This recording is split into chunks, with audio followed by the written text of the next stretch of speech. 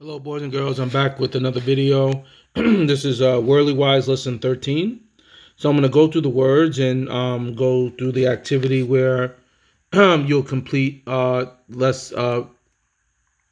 13A on Google Forms. So let's go through the words. All right, the first word is appall. It's a verb that means to cause horror, shock, or dismay.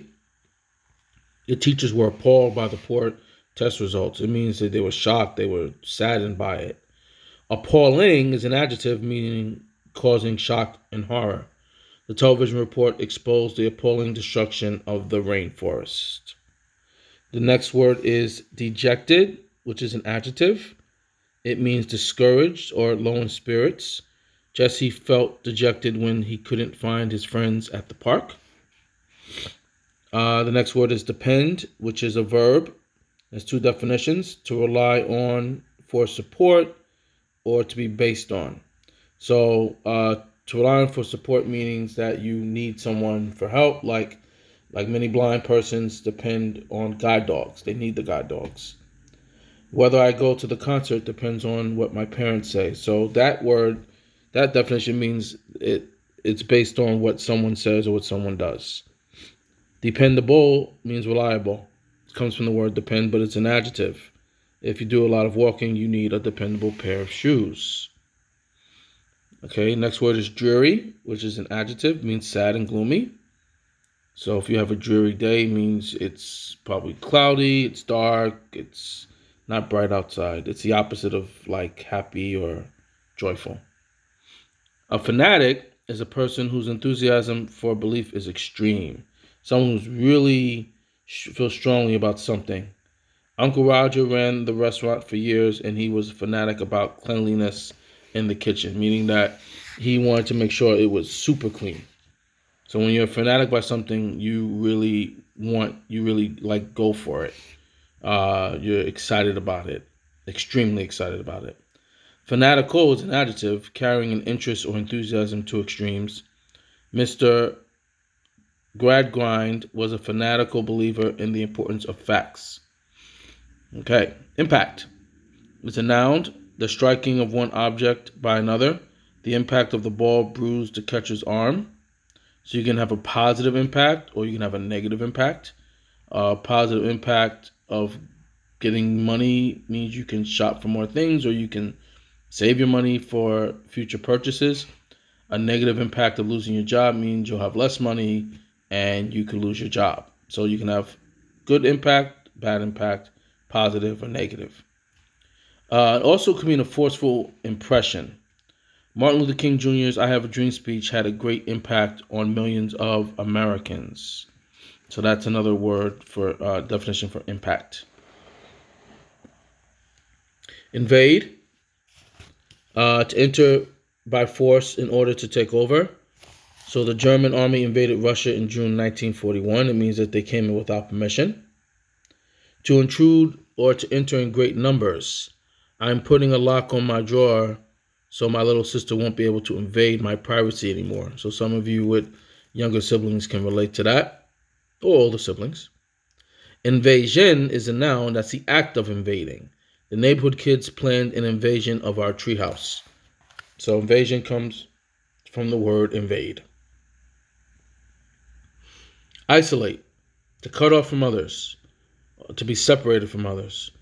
As soon as my brother got a rash, the doctor isolated him for a week. So during this pandemic, people are talking about quarantining. If you have the virus, that's kind of the same thing. You're isolating yourself. Isolation is the condition of being isolated. The park's isolation makes it appealing to someone seeking a quiet place to read. Isolated means to be cut off from others. That's the adjective. So isolate is the verb. Isolation is the noun. Isolated is the adjective. Okay, occupy. It means to live in or to take up. That's the verb. My aunt Bianca's family occupied the apartment next to us when I was little. And it also means to take over by force. Protesting students occupied the school's president's office. Occupation is a noun, is a person's job or profession. Nursing is a perfect occupation for my brother because he loves helping people. So any kind of job is an occupation. An engineer, a teacher, a barber, any job that someone does is called an occupation. And also can mean filling up of time or space. The sign in the elevator said that occupation by more than 12 people was against the law. Sometimes in the auditorium or in rooms, they'll have a sign by the fire department that says it has a number of how many people are allowed here by law. What's the maximum number? So that's the occupation number or the occupancy number. Reveal, to make known. That's a verb. If you reveal the wish you made, it might not come true. So to make known. Or to bring into view or to show. The curtain rose to reveal 3 men sitting on top of a stone wall. You also can reveal your feelings. Or you can reveal ideas. All right, a few more here. This word is called route.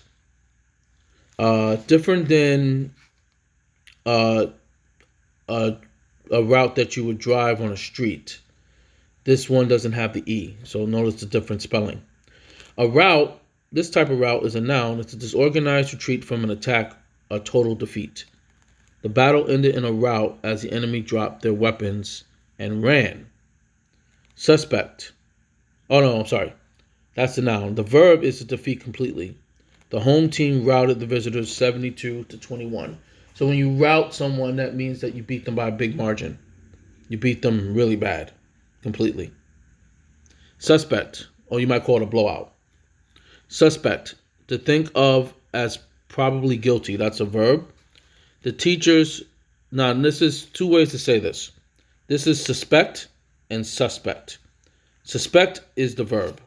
The teachers suspect we are not practicing our musical instruments.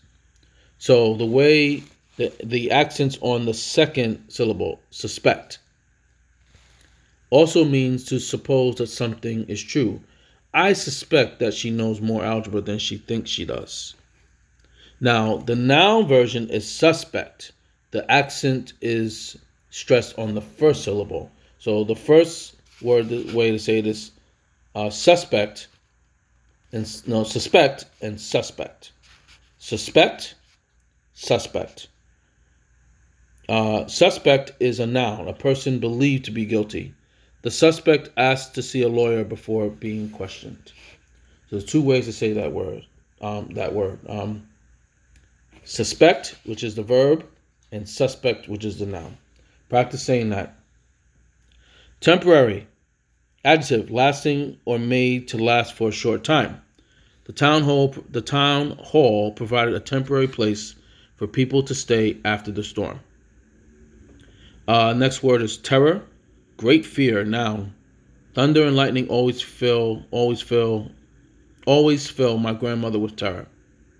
And terrify is a verb, to fill with terror or great fear. The reports of the escape line in the neighborhood terrified the residents. I imagine that would be terrifying.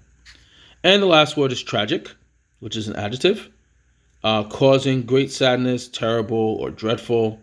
The entire nation grieved over the tragic death of Martin Luther King Jr. Tragedy, which is the noun, is an event that causes great pain, suffering, or the loss of life. The closing of the school would be a tragedy for the students, as we all know. Or it could be a play that ends sadly as a hero or heroine, which is a female hero, loses at the end of a great struggle.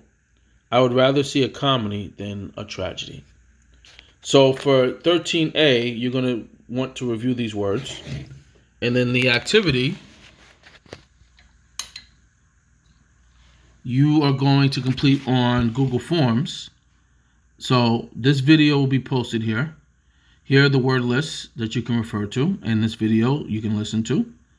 And for this activity, you have 10 sentences that you're going to create. There are 4 choices, and you click on the 2 phrases that you need to put together to complete the sentence. Now, it has to be based on the definitions. Now, one hint I will tell you is you notice that there are two that are in lowercase that have periods and two that begin with a capital letter. Well, I'll tell you this: whenever you pick two of these, one will have a capital and one won't, to form your complete sentence. So I read all of them. Like this one says, "Travel through it, live in it." That's a phrase. To isolate a place is to occupy a place is to. These are all phrases. I have to put the two phrases together to form a complete sentence that makes sense. So based on what I learned, I know that to occupy a place is to live in it. So I could pick those two. Let's go in preview mode.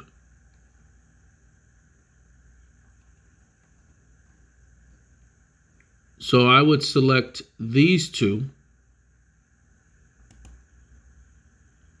And I'll just select two. You have to select two as my sentence. And I know that occupy means to live somewhere, to live in a place. Okay, now I have four more phrases. A dependable person, a dejected person, take things in stride, is in low spirits.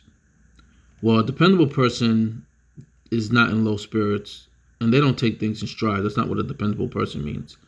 But a dejected person is in low spirits. So see how these two phrases form a sentence? I would select those two, just like I selected these two.